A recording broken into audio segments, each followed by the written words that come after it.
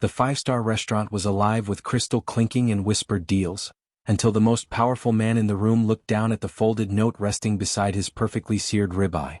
His fingers went white around the edges of the paper. One line, written in hurried blue ink, turned the billionaire CEO into a statue. "I was 9 the night you walked out. I still remember the taste of your goodbye, Daddy." If this story resonated with you, click subscribe and let me know in the comments where you're watching from, because tomorrow I will be giving you another story just as crazy as this one. And you don't want to miss it. Now let us begin. The city lights of Manhattan glittered like cold diamonds 38 floors below the glass wall of Alexander Hawthorne's penthouse office. At 11:47 p.m. on a Thursday, most of the building was dark, but the corner office still blazed.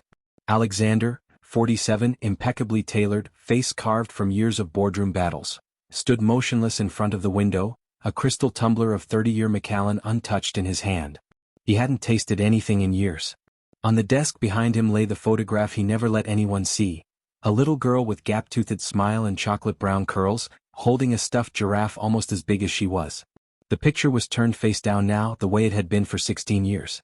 Some nights he still reached for it, thumb brushing the corner as if the paper might burn him. His phone buzzed. A single text from his driver. "Car's ready, sir. Lucille reservation confirmed." Alexander exhaled, set the glass down without drinking, and straightened his cufflinks. Another night, another power dinner he didn't want. But appearances were currency, and he was the richest man in the room before he even walked in. 47 blocks south, in a cramped Harlem apartment that smelled faintly of bleach and jasmine oil, Nia Jackson tied her locks back with a rubber band and stared at her reflection in the cracked mirror. 25 years old, eyes too old for her face. The black server's vest hung loose on her narrow shoulders. The white shirt beneath it was pressed within an inch of its life because pride was free and everything else wasn't. On the tiny kitchen table lay tonight's community college textbook. Microeconomics, open to a chapter she'd read 4 times and still couldn't afford to finish. Her 6-year-old brother, Micah, slept on the pull-out couch, one small sneaker still on because he'd fallen asleep waiting for her to come home from the breakfast shift. Nia slipped the acceptance letter from NYU's nursing program into her apron pocket like a secret talisman. Full ride, if she could just survive one more year without drowning. She pressed a kiss to Micah's forehead, whispered, "Be good for Miss Loretta," grabbed her coat and stepped into the cold. Lucille occupied the top floor of the newest luxury tower on Billionaire's Row. White marble, gold accents, a string quartet playing Vivaldi so softly it felt like a heartbeat. Alexander was already seated at the chef's table when Nia walked in for the dinner rush. She felt the shift immediately, the way conversations hushed, the way phones angled for discreet photos. Hawthorne Capital's CEO didn't dine out often. When he did, the world noticed. Nia's section tonight, the chef's table. She smoothed her apron, lifted her chin, and walked over with the grace her mother had drilled into her since she was 5. "Good evening, Mr. Hawthorne. My name is Nia. I'll be taking care of you tonight." Alexander glanced up from his phone, brief, dismissive, then did a double take that he hid behind the menu. Something about her eyes. Something that clawed at a memory he'd spent half a lifetime burying. Nia felt it too, an electric jolt under her ribs, but she pushed it down. Billionaires didn't look at waitresses like they were seeing ghosts. She was tired, that was all. He ordered the dry-aged ribeye, rare, no substitutions. His voice was clipped, quiet, the kind of quiet that made people lean in. "Yes, sir," she said and turned away too quickly. In the kitchen, the expediter barked orders, plates flew, and Nia's hands shook as she wrote the ticket. She didn't know why. She'd served senators, rappers, royalty. None of them made her feel like the floor was tilting. At 9:12 p.m. the steak came out perfect, charred crust, crimson center, resting on a white plate like a crown. The sous chef slid it onto Nia's tray with a wink. "Tell His Majesty to enjoy." Nia carried it through the swinging doors.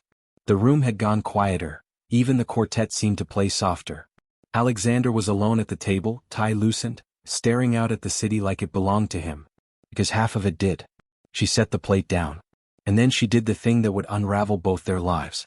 From her apron pocket she drew the small folded square of paper she'd written during her break.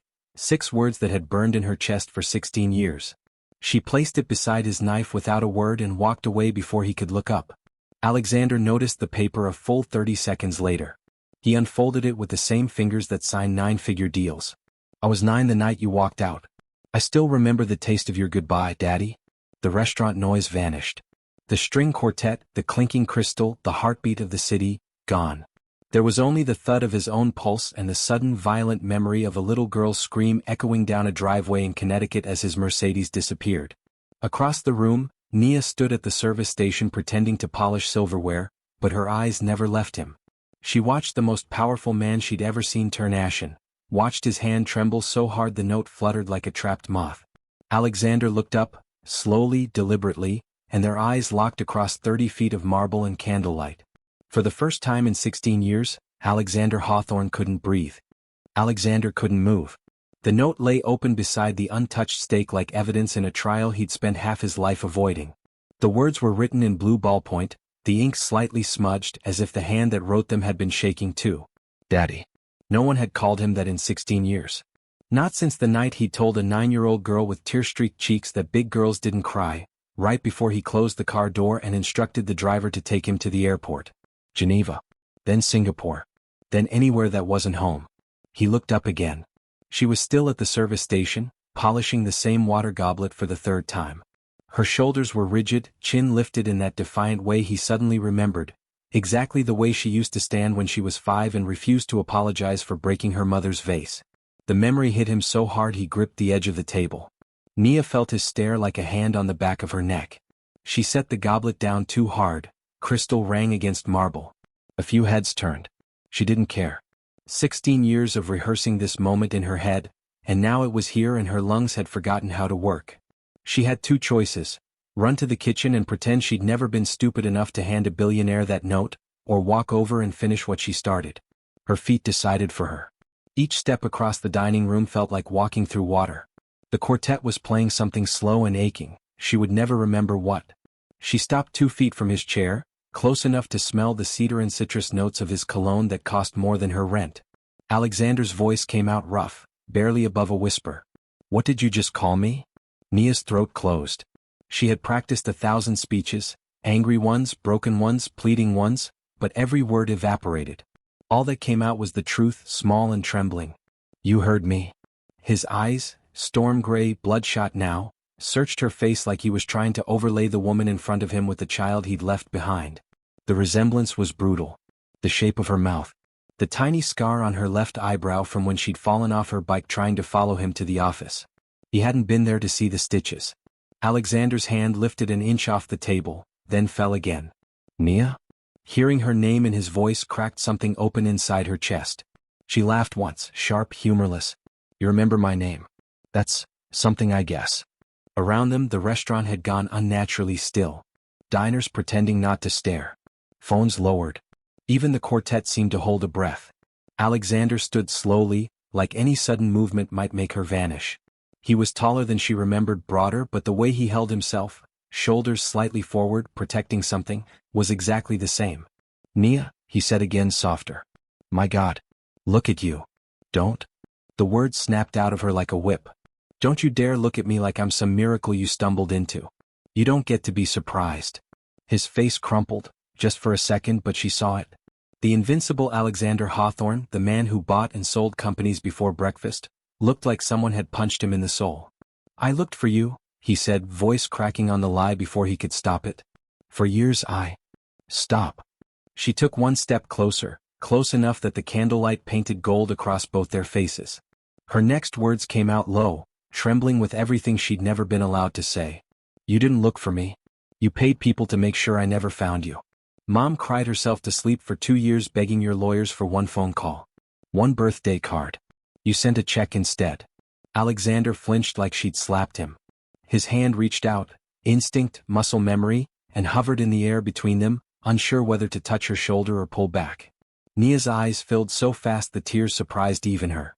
She hadn't cried in front of anyone since she was 12. She hated that he still had the power to do this to her. I was 9, she whispered. I waited on the porch every day for 3 months.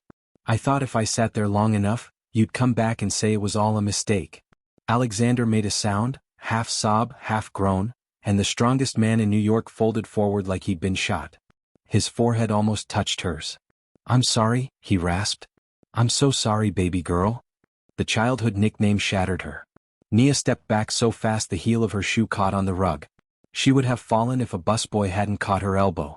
The contact jolted her back to reality, the staring patrons, the phones now openly recording, her manager hovering by the kitchen door with panic in his eyes. She yanked her arm free and looked at Alexander one last time. "I just needed you to read it," she said, voice raw. "That's all. Enjoy your steak, Mr. Hawthorne." She turned and walked away, spine straight, tears falling so hard they spotted the marble floor like rain. Alexander stood frozen in the wreckage of the moment, the note crushed in his fist, blood from the steak seeping through the white tablecloth like an accusation. Behind him, someone started slow clapping, ironic, cruel. The sound spread until half the room was applauding the drama they'd just witnessed. Alexander didn't hear any of it. All he could hear was the sound of a little girl screaming, "Daddy, don't go," 16 years ago, echoing louder than it ever had before. Nia didn't remember the rest of the shift. She moved on autopilot, refilled water glasses, smiled at strangers, carried trays heavy enough to make her arms shake. Every time the kitchen door swung open she braced for him to be standing there, but he never was. At 12:47 a.m. her manager, Luis, pulled her aside. "He settled the bill and left 20 minutes ago," Luis said, eyes wide with the kind of awe people reserved for celebrities and natural disasters. "Left a $10,000 tip and asked me to give you this." He handed her a cream-colored envelope with her name written in sharp, impatient handwriting. Inside was a single business card, Hawthorne Capital, his private cell scrawled on the back in black ink, and a folded note. "I will wait as long as it takes. Please. One conversation." She stared at it until the letters blurred, then tore the card in half and let the pieces fall into the trash like dead leaves. Luis whistled low. "Girl, you just turned down a man who could buy this restaurant and burn it for fun." Nia laughed, but it came out brittle. "He already burned everything that mattered to me once. I'm good." She clocked out, walked the 20 blocks home because the subway scared her tonight, and cried only when the door of the apartment clicked shut behind her. Micah stirred on the couch. "Sissy," he mumbled. "You okay?" "I'm perfect, baby," she lied, kissing his curls. "Go back to sleep." Across town, Alexander sat in the back of his Maybach staring at the crushed note in his fist like it was the only real thing he'd touched in years. The city slid past in streaks of red and gold, but he saw none of it. His driver, Marcus, different Marcus, loyal Marcus, glanced in the rearview. "Home, sir?" "No," Alexander's voice sounded foreign to his own ears. "Drive." They drove until the sky turned the color of weak coffee. At 6:03 a.m. he texted his assistant, "Clear my calendar for the next week. No exceptions." Then he opened his phone and did the thing he swore he'd never do again. He searched her name. Nia Amara Jackson. 25. Dean's List at Borough of Manhattan Community College. Nursing school acceptance pending financial aid. Instagram private, but the public photos were enough. Her holding a little boy with her same smile, her in scrubs at a free clinic, her graduation cap tossed in the air with the caption, "Still standing." Every picture was a knife. He bookmarked the acceptance letter from NYU, $78,000 a year after scholarship. He could write that check before breakfast. He could buy the entire nursing program. He could fix everything with money the way he always had. And she would hate him more for it. So he didn't.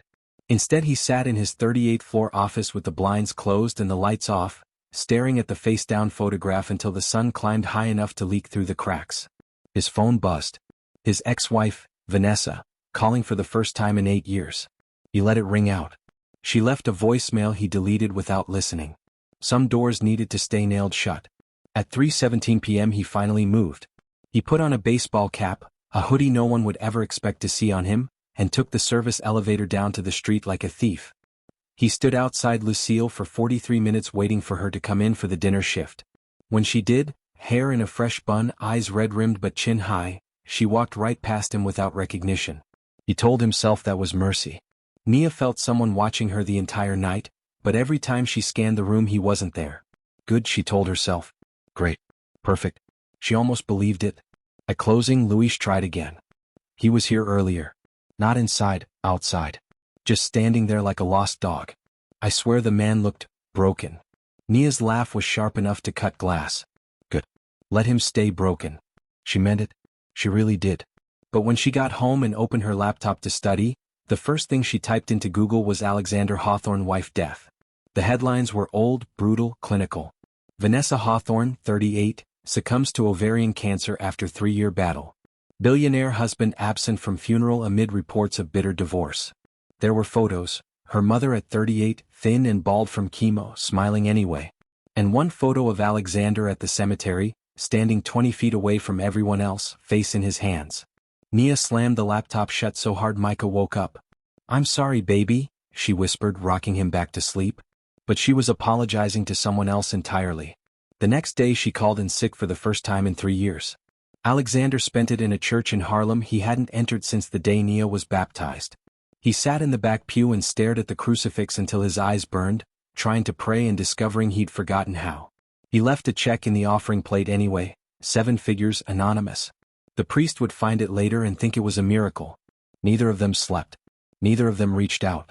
They circled the wound like two animals too afraid to lick it clean, convinced the other still held the knife. But the city is small when fate is cruel. On the third night, the sky opened up in freezing rain, the kind that turns sidewalks into mirrors. Nia was walking home from the late shift, umbrella inside out and useless, when the subway entrance flooded and shut down. She stood under the awning of a bodega, soaked to the bone, watching taxis refuse to stop in Harlem after midnight. A black Maybach pulled up to the curb. The back window lowered just enough. "Nia." His voice was raw from disuse. She didn't move. Lightning cracked overhead. Thunder followed like judgment. "Get in the car," he said. "Please. Just until the rain stops." She wanted to say no. Every cell in her body screamed no. But her teeth were chattering so hard she couldn't form the word. Against every instinct, every promise she'd made herself, Nia Jackson opened the door and slid into the warm leather silence beside the father who'd abandoned her. The car pulled away from the curb. Neither of them spoke. The rain on the roof sounded like 1,000 unanswered apologies. The Maybach smelled like new leather, rain, and the ghost of the cologne he'd worn the night he left. Nia sat as far to the left as physics allowed, soaked coat dripping onto the floor mat, arms wrapped tight around herself like armor. Alexander kept his hands on his knees, palms up, as if proving he wouldn't reach for her. The partition was up, the driver invisible.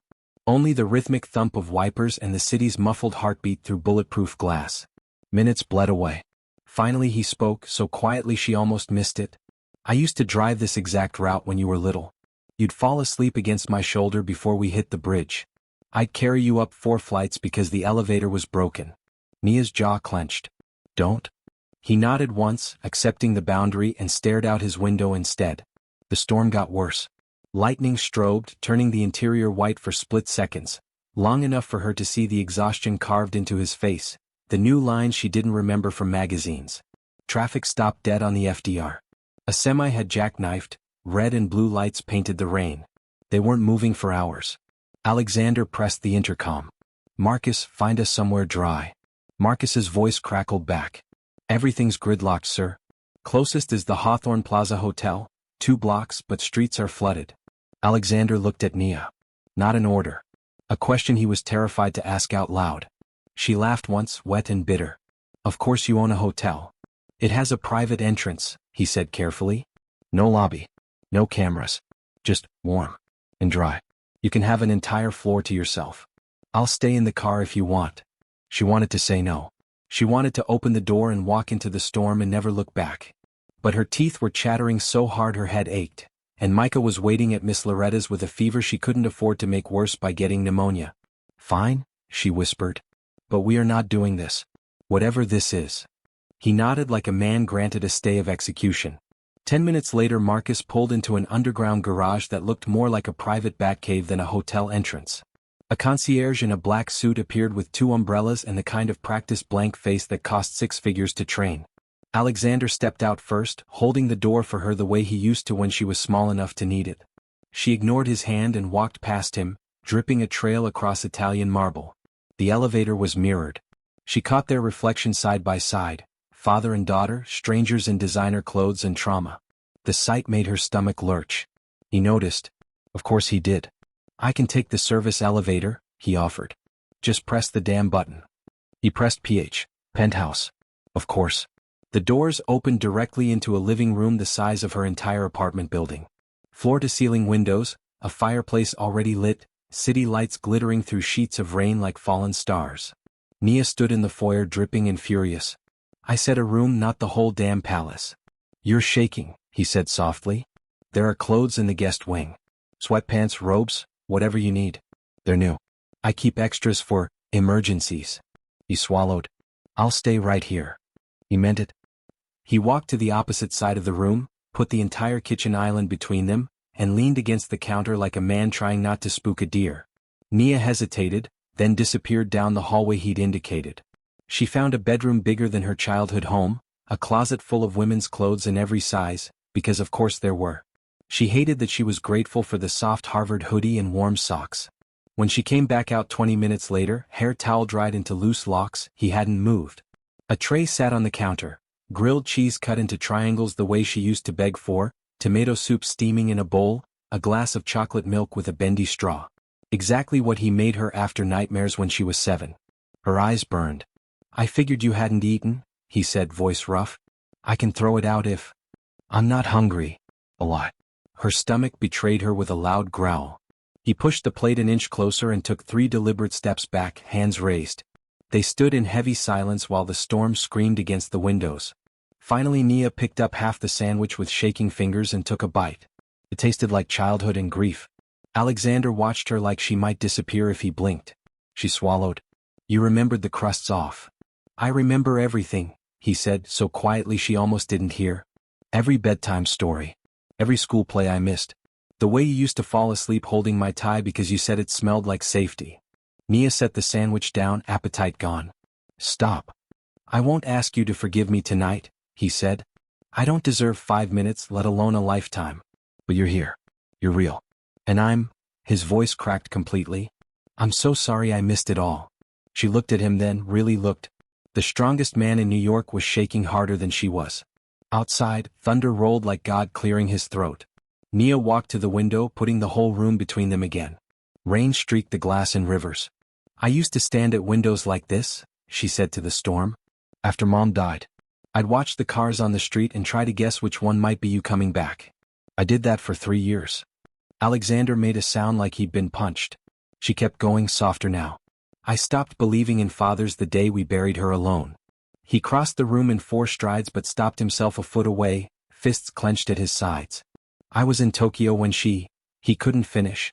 I didn't know until after. By the time I landed, you were already in foster care. Vanessa's sister took you and blocked every number I had. I tried. You didn't try hard enough. The words hung between them, brutal and true. He nodded, accepting the blow. You're right. Silence again, thicker now. Then, so quietly she almost missed it, I'm proud of you, Nia. Nursing school. Raising Micah. Surviving me. I looked you up. I hope that's not. It's creepy. A ghost of a smile. Fair. She turned to face him fully. Why now? He met her eyes, raw and defenseless. Because the second I read your note, I stopped breathing. And I haven't started again since. Lightning flashed. For one white-hot second, the room held only truth. Nia felt the first crack in the wall she'd built around her heart. Small, dangerous, undeniable. The fire had settled into low, steady flames, casting long shadows that danced across the penthouse walls like memories trying to escape. Nia sat on the edge of the leather sofa, knees pulled to her chest, staring at the chocolate milk she hadn't touched. Alexander stood by the window, back to her, hands braced on the glass as if the city could hold him upright. Neither had spoken in almost 20 minutes. Then Nia broke the silence with the question she'd carried since she was 9. Why did you leave us? Alexander's shoulders rose and fell with one ragged breath. He didn't turn around. Because I was a coward, he said to the rain. And because your mother asked me to. Nia's head snapped up. That's a lie. It's not. His voice cracked like thin ice. He finally faced her, eyes red, jaw tight. Vanessa was diagnosed when you were 7. Stage 3. She didn't tell me until it was stage 4. By then the company was bleeding, investors circling, the board ready to vote me out. She said, he swallowed hard. She said, Alex, if you stay, you'll watch me die slowly and hate yourself for every second you can't fix it. Go build something that can take care of Nia when I'm gone. Nia felt the floor tilt. She told you to leave? She begged me. He laughed once, a broken sound. She wrote it in a letter she made me promise not to open until after the funeral. I opened it the night I left. She said if I truly loved her, I'd disappear and let you remember me as the father who tucked you in, not the one who held her hair while she vomited chemo. Nia stood up slowly, the hoodie sleeves falling over her hands. You still had a choice. I made the wrong one. He reached into his pocket and pulled out a worn, creased envelope, edges soft from years of being carried. He held it out. Read it, please. She stared at it like it might bite her. Then she took it. The paper was thin, almost tissue soft. Her mother's handwriting, elegant even when she was dying. Alex, if you're reading this, I'm gone and you're still breathing, which means I won. Don't let our daughter watch you destroy yourself the way you destroy everything you love. Make money. Make it obscene. Then one day when she's strong enough to choose, let her find you. If she forgives you, I'll know in heaven. If she doesn't, I'll still love you both. Tell her every night that her mommy loved her more than all the stars. Nia's legs gave out. She sank back onto the sofa, letter trembling in her grip, tears falling so hard they soaked the paper. Alexander knelt in front of her, not touching, just close enough to catch her if she fell apart. I sent money every month, he whispered. Your aunt intercepted it, cashed the checks, never told you. After she died and you went into foster care, I hired private investigators. They said you were safe, happy, better off without me. I was stupid enough to believe them. Nia looked up, eyes blazing through tears. You believed strangers over coming to see me yourself? I was ashamed. The confession tore out of him. I thought if I showed up with private schools and trust funds, you'd see right through to the man who ran away. I thought you'd hate me more if I forced my way back in. I hated you anyway, she said, but her voice broke on the last word. He nodded, accepting it like penance. Then he reached into his inside pocket and pulled out something small wrapped in faded yellow tissue. He unfolded it with reverent fingers. Inside was a tiny gold bracelet, charm-shaped like a giraffe. The clasp was broken. I took this off your wrist the night I left, he said. You were asleep. I told myself I'd give it back when you were older. When I deserved to. Nia stared at the bracelet, then at her own left wrist, where an identical scar circled from wearing it too tight as a child. She lifted her arm slowly. The scar lined up perfectly with the broken clasp. Alexander's face crumpled. Oh God. He reached for her hand, hesitated, then let his fingers rest over the scar, feather light. I kept looking for this bracelet in every photo of you online, he rasped. When I couldn't find it, I thought you'd thrown it away. That you hated me enough to erase every trace. I lost it the week after you left, she whispered. I cried for days. Mom said maybe Daddy took it with him so he'd never forget me. Alexander made a sound like a dying animal and pressed his forehead to her knee, shoulders shaking with silent sobs. Nia stared down at the top of his head, graying now, nothing like the dark hair she remembered, and felt something inside her chest fracture wide open. She didn't hug him. Not yet. But her free hand hovered above his hair, trembling, caught between 16 years of rage and the sudden, terrifying realization that maybe, just maybe, her mother had been trying to protect them both. The letter slipped from her fingers and fluttered to the rug between them like a white flag. Neither moved to pick it up. Outside, the rain softened to a whisper as if the storm itself was holding its breath. The fire crackled low, the only sound for a long time. Alexander stayed on his knees, forehead still against the soft cotton of the hoodie over Nia's knee, as if he were afraid that if he moved she would vanish like smoke. Nia's hand finally settled, light, uncertain, on the back of his head, fingers threading through silver-streaked hair that used to be jet black. Neither of them spoke. Words felt too small for what was happening. After a lifetime of minutes, Nia whispered, I used to pray you were dead. Because that would have been easier than believing you just didn't want me. Alexander's shoulders jerked with a silent sob. He lifted his head slowly, eyes swollen, and met hers. I died the night I left, he said, voice shredded. Everything after that was just a very rich corpse walking around in a suit. A broken laugh escaped her, half sob, half something lighter. You're still dramatic. Always was. The tiniest smile ghosted across his mouth, the same crooked one she saw in the mirror every morning. You got that from me. Your mom hated it. Nia's fingers tightened in his hair without permission. Tell me about her. The real stuff. Not the obituary version. He exhaled like a man who'd been holding his breath for 16 years. She laughed with her whole body. Like the world was a joke only she understood. When she found out about the cancer, she threw a party, called it her going-away bash. Made everyone wear bright colors. She danced with you on the kitchen tiles to Aretha Franklin while the chemo bag dripped into her arm. Nia closed her eyes, picturing it. I remember the dancing. Not the drip. She hid that part from you. Alexander's voice softened. She was fierce about protecting your magic. They stayed like that, him on his knees, her on the edge of the sofa, while the storm outside faded to a gentle patter. He told her things she'd forgotten or never known. How Vanessa used to hide love notes in his suit pockets, how she sang off-key on purpose just to make Nia giggle, how she kept a jar of sea glass on the windowsill and told Nia each piece was a captured star. Nia listened, tears sliding silently, until the stories ran out and the room felt too quiet. She wiped her face with the sleeve of the hoodie. I kept one of those sea glass pieces, she admitted. It's in a necklace now. I wear it when I'm scared. Alexander's eyes filled again. Show me? She hesitated, then reached under the collar of the hoodie and pulled out a thin silver chain. A single smooth piece of pale blue glass glinted in the firelight. He stared at it like it was the Sistine Chapel. She'd love that you kept it. Nia tucked it away. Your turn. Tell me one thing you kept. He reached into his shirt and drew out a tiny worn photograph in a plastic sleeve, the kind soldiers carry into war. It was her at 5 years old, chocolate smeared on her cheeks, sitting on his shoulders at Coney Island. I slept with this under my pillow for 10 years, he said. Hotel pillows, private jet pillows, hospital chairs when I thought I was having a heart attack and realized I deserved it. It's the only reason I never. He couldn't finish. Nia took the photo with careful fingers. The edges were soft, the colors faded from being touched too many times. I look happy, she whispered. You were, he answered. You always were. You saved me every single day you existed. Silence again, but softer now. Healing silence.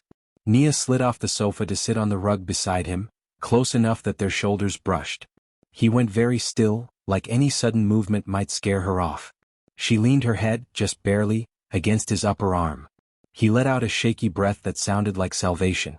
Minutes passed. Maybe hours. Then Nia spoke, voice small. I have a little brother. Micah. He's 6.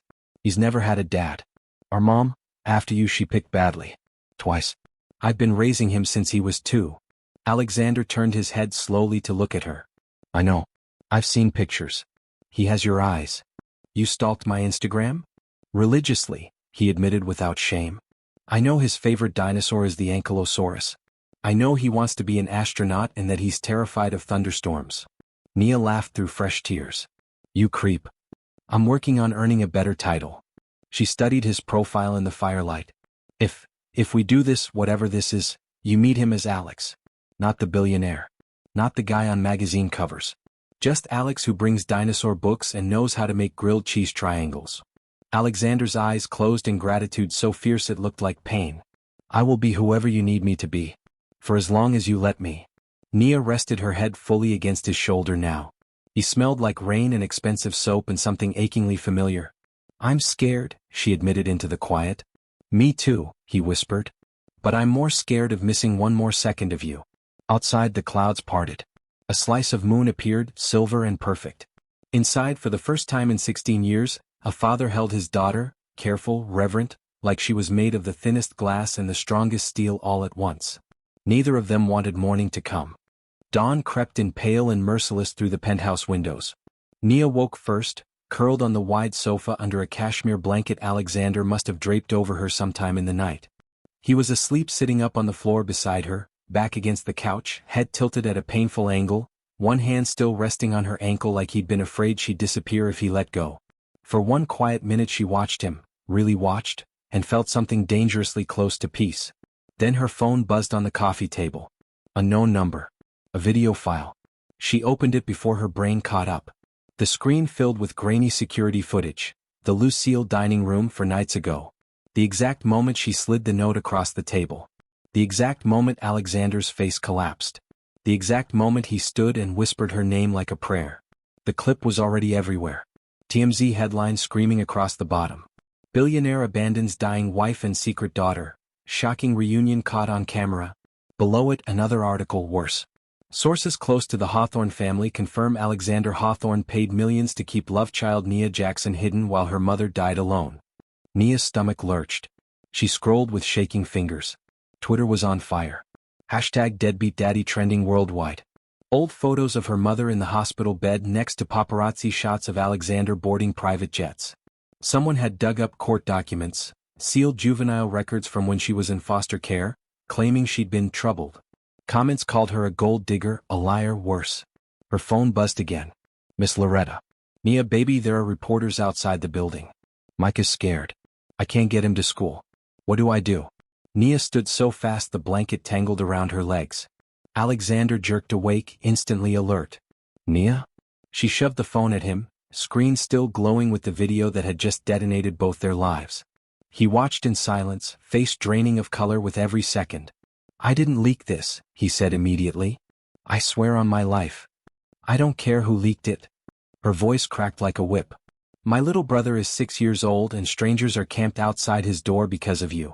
They're saying Mom died alone because you paid me to stay quiet. They're saying I'm... She couldn't finish.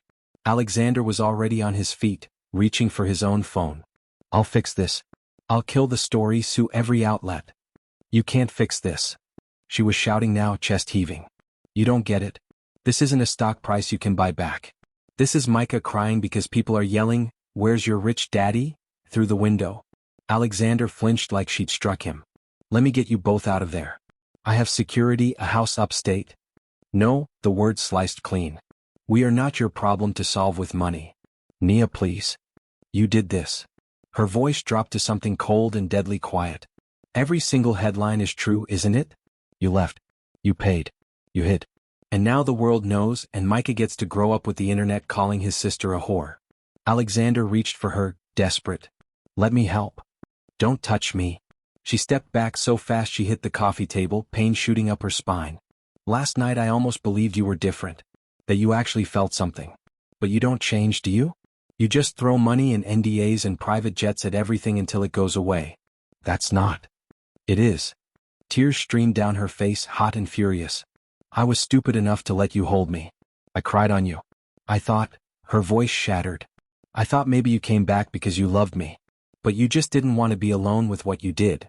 Alexander's knees buckled. He caught himself on the arm of the sofa, looking suddenly old. Nia, he rasped, you are the only thing I've ever loved that I didn't destroy on purpose. Please don't do this. I'm not doing anything, she said, grabbing her damp clothes from the night before, shoving her feet into sneakers. You did it the night you drove away. I was just too dumb to keep the door locked. She was at the elevator before he found his voice again. I'll fix it, he begged. I'll go on every network, tell the truth, take every bullet. I don't want your bullets. She spun around, eyes blazing. I want my life back. I want Micah to have one normal day where he isn't a headline. I want my mother not to be a cautionary tale on Twitter. The elevator dinged open. She stepped inside. Alexander lunged forward, hand outstretched. Nia, wait. The doors closed on his broken plea. He stood there staring at his own reflection, shattered, hollow, long after the numbers stopped descending. Down in the garage, Nia ran straight into a wall of flashing cameras. Nia, did he pay you to stay quiet? Is it true you're after his money? Smile for page 6, sweetheart. She shoved through them, tears blinding her, until Marcus, the driver, appeared like a miracle, arm out, guiding her into the Maybach and locking the doors. She cried all the way to Harlem, forehead pressed to the cool window, watching the city she loved turn into a cage. Behind her, 70 blocks north, Alexander Hawthorne stood in an empty penthouse that suddenly felt like a tomb, the giraffe bracelet clenched in his fist so tightly it cut his palm. Blood dripped onto the marble, small, perfect circles, while the morning news played on every screen, tearing apart the only family he'd ever had. And for the first time in 16 years, he didn't try to buy his way out. He simply broke. The penthouse was silent except for the low hum of the city 70 floors below. Alexander hadn't moved from the living room floor in 9 hours. The giraffe bracelet lay in his bloody palm like a tiny golden accusation. Every television screen still cycled the same footage. The restaurant clip, the headlines, old photos of Vanessa in the hospital, Nia running from cameras with her face in her hands. His phone had died hours ago, hundreds of missed calls, board members threatening to oust him, lawyers screaming about lawsuits. He didn't care. The empire could burn. He kept seeing Nia's face in the elevator doors as they closed. The way her voice had gone dead when she said, I want my mother not to be a cautionary tale on Twitter. He had done that. He had turned the two people he loved most into public property. At 4:17 p.m. he finally stood, legs numb, and walked to the safe behind the bar. He opened it with shaking fingers and took out the one thing he'd sworn he'd never touch again. A handgun he'd bought the week Vanessa died, when the guilt felt sharp enough to end everything. He laid it on the marble counter beside the bracelet. 2 choices. End the story or finally write the ending they deserved. He stared at both objects for a long time. Then he picked up the bracelet instead. Across the bridge in Harlem, Nia sat on the fire escape outside her bedroom window, knees to chest, watching the last reporters finally give up and leave. Micah was asleep inside, exhausted from crying. Miss Loretta had taken the day off work to keep him safe. Nia's own phone was off. She couldn't bear another notification. She kept replaying the night before, his arms around her, the way he'd said you saved me every single day you existed. She had felt, for one terrifying moment, like a daughter again. And then the world had reminded her who he really was. She pressed her forehead to the cold metal railing and whispered to the sky, "Mom, what do I do now?" No answer came. Only the distant sound of sirens and the low rumble of late-day traffic. Inside the apartment, something slid under the front door. A single envelope. Cream-colored, heavy. Her name written in handwriting she now knew by heart. She waited a full 5 minutes before she went to get it. Inside was a USB drive and a short letter. "Nia, if you never want to see me again, I will disappear forever. No money. No lawyers. No contact. I swear it on Vanessa's grave. But if there is even one small part of you that still wants the truth to be ours instead of theirs, plug this in. I love you more than my life. I'm sorry I keep proving it the wrong way." She stared at the USB like it might explode. Then she opened her ancient laptop, hands trembling, and plugged it in. A single video file. Untitled. She pressed play. Alexander appeared on screen, sitting in what looked like an empty boardroom. No suit, just a plain black t-shirt, eyes bloodshot, face unshaven. Behind him, the Hawthorne Capital logo had been covered with a white sheet. He looked straight into the camera. "My name is Alexander Hawthorne. 16 years ago I abandoned my daughter Nia and her mother while Vanessa was dying of cancer. I did it because I was a coward who thought money could replace love. I was wrong. Every headline you've read in the last 24 hours is true. I don't deserve forgiveness. I don't deserve understanding. I definitely don't deserve Nia. But she deserves the truth told by someone who loves her enough to lose everything for it." He took a shaky breath. "I am stepping down as CEO of Hawthorne Capital effective immediately.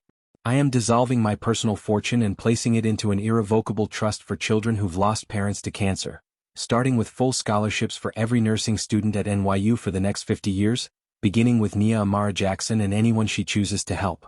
I am selling every asset that isn't tied to employees' livelihoods. The jets, the penthouse, the Hamptons house where I left my little girl crying on the driveway, all of it. Proceeds go to the trust. I have no ask, no plea, no expectation. I just needed the world to know that Nia Jackson is the strongest, kindest, most extraordinary person I have ever known. And if hating me is what she needs to heal, then I will carry that hate proudly for the rest of my life. Nia, if you're watching this, I'm sorry isn't enough. But it's all I have left to give." The screen went black. Nia sat frozen, tears sliding down her cheeks in perfect silence. Outside, the sun dipped behind the projects, painting the sky the same soft pink it used to turn when her mother pushed her on the swings and promised tomorrow would be better. She looked at the envelope again. On the back in smaller writing. "I'll be at the swings in Jackie Robinson Park. Same ones Mom used to take you to. Midnight. Every night. For as long as it takes. Or forever if that's what you choose." She closed the laptop. Then she stood up, wiped her face and went inside to wake Micah. Jackie Robinson Park, 11:57 p.m. The playground was empty, the way it always was after the streetlights flickered on and mothers called their kids home. The old metal swings creaked in the late autumn wind, chains rusted but still strong. One of them, the one on the left, had a permanent dent in the seat from the time Nia was 7 and tried to swing high enough to touch the moon. Alexander sat on that exact swing, feet flat on the mulch, coat collar turned up against the cold. He wore jeans and a plain gray hoodie, no watch, no cufflinks, no armor. In his pocket was the giraffe bracelet, repaired that afternoon by a jeweler who cried when he heard the story. He had been there every night for 11 nights. He would be there every night for the rest of his life if that's what it took. At 12:03 a.m. he heard footsteps on the path. He didn't look up. He was terrified to hope. Nia stepped into the pool of light cast by the single working lamp. She wore Micah's tiny backpack on her shoulders and the sea glass necklace glinting at her throat. Her locks were loose, moving in the wind like dark water. Alexander's heart stopped. She stopped 3 feet away, hands shoved deep in her coat pockets. "Hi," she said, voice small but steady. "Hi," he answered, barely air. Silence stretched, thick and electric. Then Nia walked forward, sat on the swing beside him, the one her mother always used to push. The chains groaned as she settled. Alexander couldn't breathe. I watched the video, she said to the ground. 3 times. Then I made Micah watch the part where you said his sister was extraordinary. He asked if the man on TV was going to be his friend.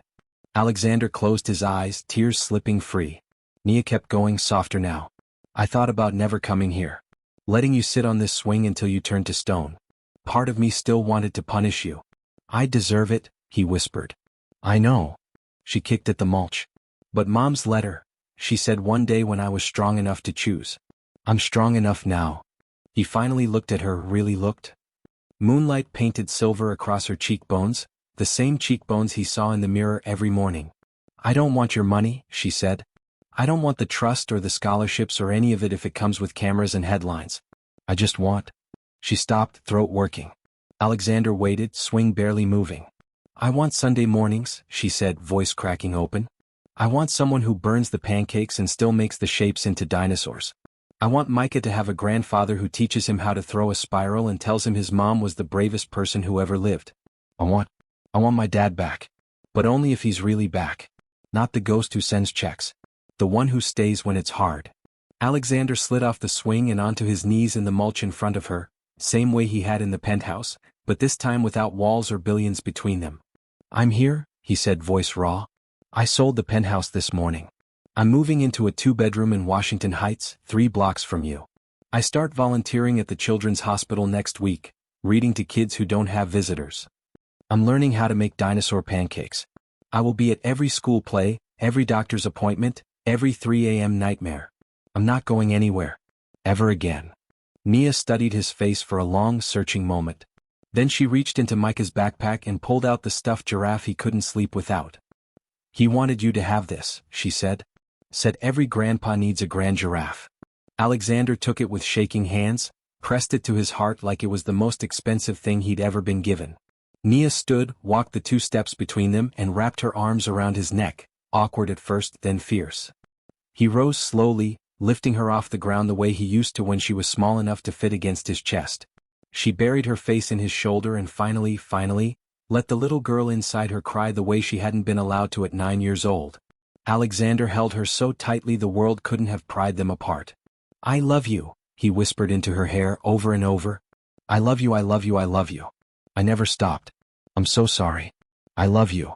Nia pulled back just enough to look at him, tears shining but eyes clear. I love you too, she said. Don't make me regret it. Never, he promised and meant it with every cell in his body. Behind them the swing stilled. In front of them a new life began. 6 months later. Sunday morning in the tiny Washington Heights apartment. The kitchen smelled like burnt edges and maple syrup. Micah stood on a stepstool in dinosaur pajamas, tongue sticking out in concentration as he poured uneven circles of batter into a sizzling pan.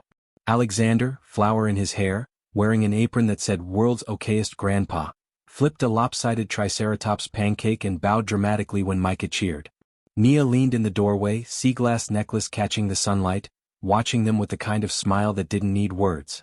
Alexander caught her eye over Micah's head and mouthed, "Thank you." She mouthed back, "We're just getting started." Later, when the dishes were done and Micah was asleep on the couch clutching his giraffe, now joined by a matching one Alexander had sewn himself, Nia and her father sat on the fire escape sharing hot chocolate. The city sparkled below them, brighter than any penthouse view. Nia rested her head on his shoulder, natural now, easy. Mom would be proud of us, she said quietly. Alexander kissed the top of her head. She always was. And somewhere, in whatever place love goes when it leaves the body, Vanessa Hawthorne smiled the way she used to when her daughter reached the stars on the swing set. When was the moment you realized love wasn't the fairy tale? It was the choice to stay after the storm. Drop your comment below. Hit subscribe if this one made you cry happy tears. Thank you for coming on this journey with us. See you in the next one.